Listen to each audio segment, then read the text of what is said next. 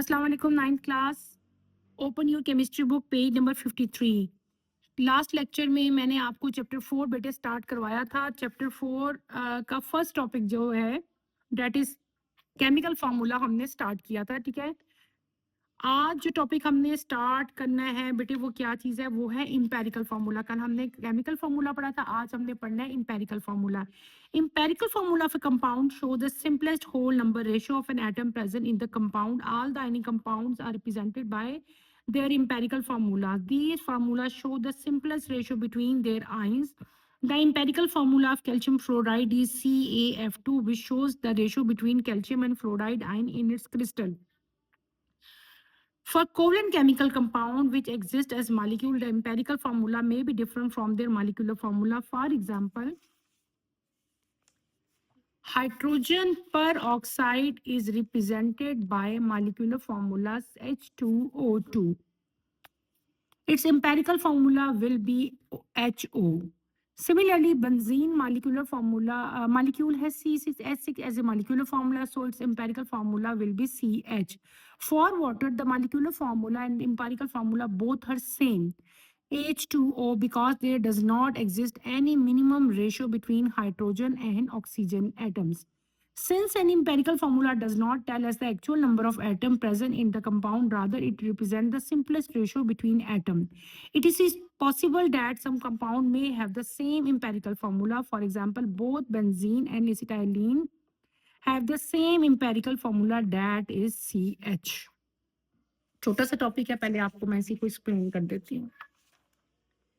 What is empirical formula, हमने आज ये पढ़ना है। इंपेरिकल फार्मूला क्या होता है बेटे? इंपेरिकल फार्मूला किसी भी कंपाउंड का हमें क्या चीज बताता है?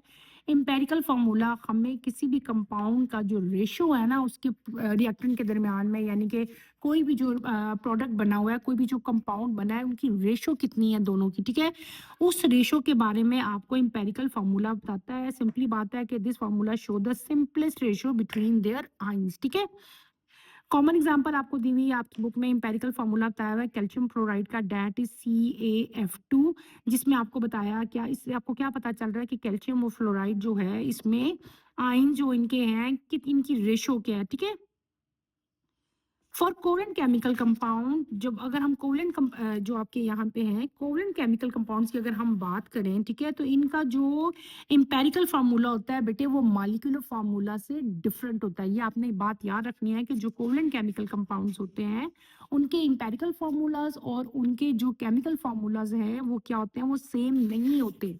कैसे सेम नहीं होते? आपकी बुक में कॉमन एग्जांपल बेटे देखो दी हुई है, किसकी?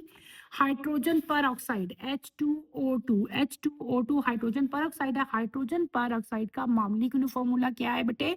H2O2 है, जबकि इसका इंपेरिकल फार्मूला क्या है? HO। ठीक है, जबकि बेंजीन जो है, बेंजीन का फार्मूला कौन सा है? मॉलिक्यूलर फार्मूला C6H6, जबकि इसका मॉलिक्यूलर फार्मूला क्या होगा? CH होगा। समझ आ गई है?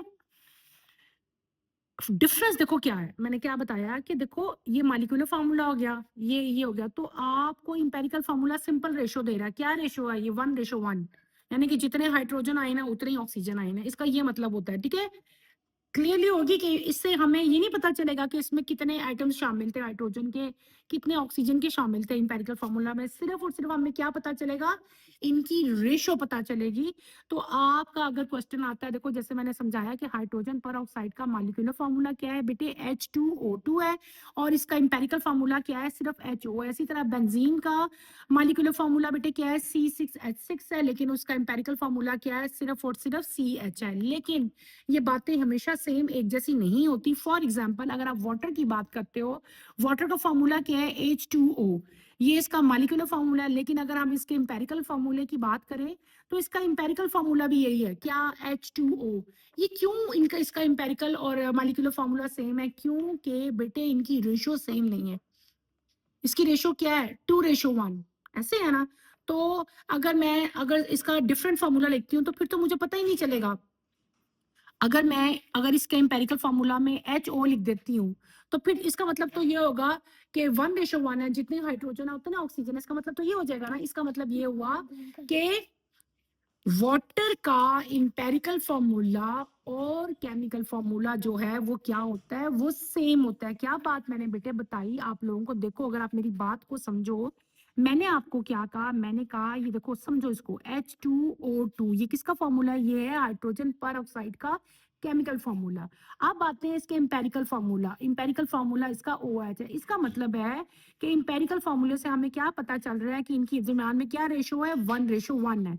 इसी तरह मैंने दूसरी क्या बताई थी, बेंजीन का केमिकल फॉर्मूला मैंने क्या बताया था, ये बताया था C6H6। जबकि हम अगर इसके एम्पेरिकल फॉर्मूले की बात करें तो वो CH होगा। इसका मतलब भी क्या हुआ कि इनकी रेशो जो है 1:1 है, दोनों की रेशो क्या हो जाएगी, 1:1 है। लेकिन अगर मैं वाटर का फॉर्मूला देखती हूँ तो वाटर का केमिकल फॉर्मूला क्या है बेटे, H2O है। तो इसका एम्पेरिकल फॉर्मूला अगर मैं HO लिखती तो फिर तो इसकी रेशो ये होनी थी 1:1, जबकि इसकी रेशो क्या है, 2:1 है ना। तो इसका मतलब ये हुआ कि इसका एम्पेरिकल फॉर्मूला ये नहीं हो सकता, इसका एम्पेरिकल फॉर्मूला भी H2O ही होगा। अगर मैं H2O लिखूंगी तभी हमें ये रेशो पता चलेगी ना कि इसकी रेशो क्या है, 2:1 है। तो इसका मतलब क्या हुआ कि वाटर का एम्पेरिकल फॉर्मूला और केमिकल फॉर्मूला क्या होंगे, सेम होंगे। आपको समझ आ गई जो मैं ये जो बात कर रही थी, इसका मतलब क्या था। चलो ठीक हो गया। empirical formula does not tell us the actual number of atom। empirical formula से हमें किसी भी एटम के जो एक्चुअल नंबर्स हैं वो कभी भी पता नहीं चलते, सिर्फ और सिर्फ सिंपल रेशो जो है वो आपका पता चलती है। और कभी कभार ऐसे भी होता है कि empirical formula बहुत सारे कंपाउंड्स का क्या होता है, सेम होता है। फॉर एग्जांपल एसिटाइलिन का फॉर्मूला क्या है, C2H2, जबकि बेंजीन का फॉर्मूला क्या है बेटे, C6H6। लेकिन इन दोनों का empirical फॉर्मूला क्या है, वो सेम है, 1:1 ही है ना, इसमें भी 1:1 है, इसमें भी 1:1 है। तो इन दोनों का एम्पेरिकल फॉर्मूला सेम है।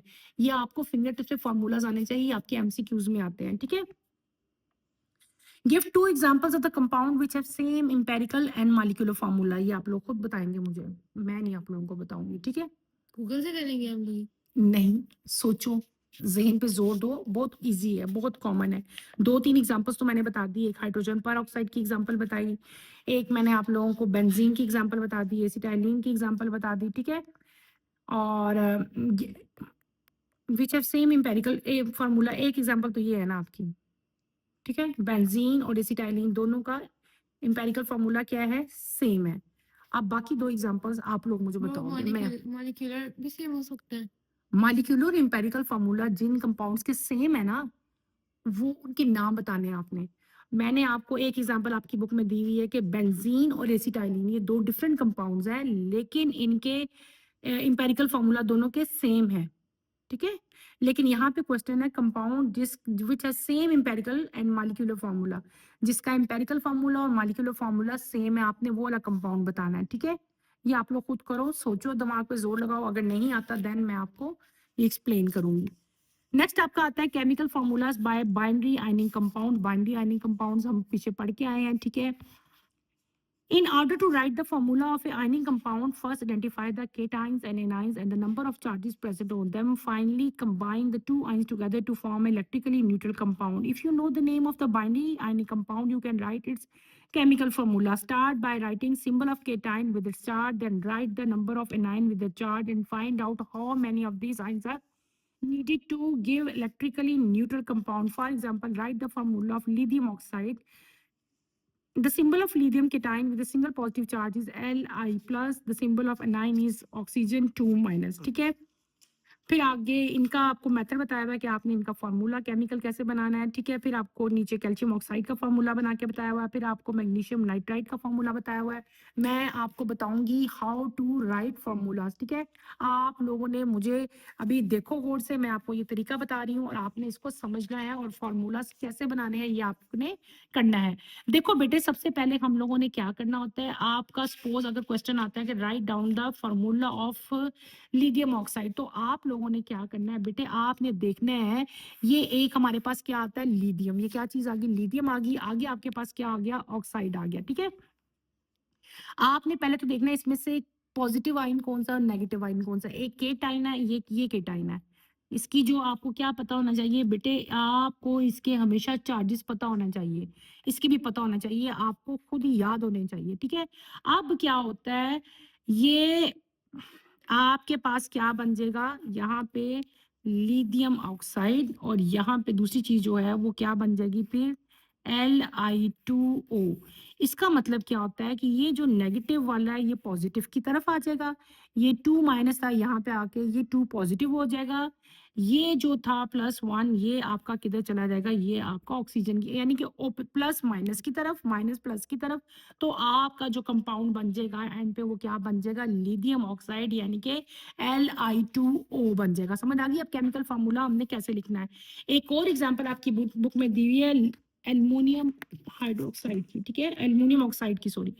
अब देखो आपके पास मैंने पहले क्या कहा, पहले हमें पता होना चाहिए कि एनाइन क्या है और केटाइन क्या है, ठीक है। ये आपके पास केटाइन है, इसकी क्या है, चार्जेस 3+ है, क्या है 3+। यहाँ पे पहले ही मैंने बता दिया था ऑक्सीजन के ऊपर क्या होता है 2- होता है, ठीक है। यहाँ पे आप दोबारा ऐसे ही रिवर्स होंगे, ये इधर चले जाएंगे 3, ठीक है, और ये 2 जो है ये इधर आ जाएगा, ऐसे होगा। तो आपके पास बेटे जो कंपाउंड बन जाएगा वो क्या बन जाएगा, Al2, ये माइनस खत्म हो गया और क्या आ जाएगा O3 आ जाएगा। क्लियर हो गया, Al2O3 बन गया आपके पास। फिर अगला आपको दिया हुआ है Mg मैग्नीशियम और साथ क्या दिया हुआ है बेटे आपके पास नाइट्राइट, ठीक है। अब आपने मैग्नीशियम के ऊपर 2+ चार्जेस है और इसके ऊपर क्या होता है 3-, ये इधर जाएंगे वो इधर आएंगे, ठीक है। आपके पास क्या बन जाएगा, Mg के साथ क्या आ जाएगा 3 आ जाएगा और नाइट्रोजन के साथ क्या आ जाएगा 2 आ जाएगा। ये आपने याद रखना है। 3 वाला यहाँ पे आके प्लस में होता है, ये वाला प्लस वाला प्लस में ही रहता है, ये आपने याद रखना है।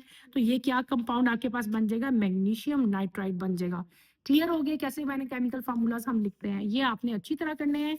यहाँ पे अगले पेज पे अगर आप लोग आते हो तो अगले पेज पे आपका एक टेबल बेटे दिया हुआ है, टेबल में आपको दिए हुए हैं एटम्स और उनके एंड देयर केटाइंस दिए हुए हैं चार्जेस के साथ, ठीक है। ये एटम है, हाइड्रोजन का चार्ज है, नाइट्रोजन का चार्ज है, लिथियम का, potassium, magnesium, calcium, barium, zinc और एल्युमिनियम, इन सब के चार्जेस हैं। ये चार्जेस ही आपने जुबानी याद कर लेने हैं, लर्न कर लेने हैं, बार बार आपको बताएंगे नहीं, आपको खुद ही याद होने चाहिए। मैग्नीशियम भी 2 होता है, कैल्शियम भी 2, बेरियम भी 2, जिंक भी 2, सिर्फ एल्युमिनियम 3+ है। यहाँ पे भी आइटम है और यहाँ पे इनके जो हैं चार्जेस दिए हुए हैं, एनाइन चार्जेस, ठीक है, विद के टाइम दिए हुए हैं। ये वाले भी आपने एज इट इज ही याद कर लेना है। जब आपको ये याद होंगे ना फिर आपको फार्मूला लिखने में आसानी होगी, ठीक है। आज के लिए इतना ही काफ़ी है बेटे। आपने ये सारे कैसे लिखने हैं हमने फार्मूला, एम्पेरिकल फार्मूला क्या होता है, केमिकल फार्मूला क्या होता है, एम्पेरिकल फार्मूला में और केमिकल फार्मूला में डिफरेंसेस क्या होते हैं, ये सारे आपने करने। और ये क्वेश्चन आपको मैंने जो आपकी असाइनमेंट है ये कल मैं आप लोगों से पूछूंगी, ठीक है। नेक्स्ट लेक्चर की नोटिफिकेशन के लिए आप चैनल को सब्सक्राइब करें, शेयर करें और लाइक करें। छोटा सा होमवर्क मैंने आपको दिया है, ये आप लोगों ने मुझे करके दिखाना है कल, ठीक है। ओके, अल्लाह हाफिज स्टूडेंट्स।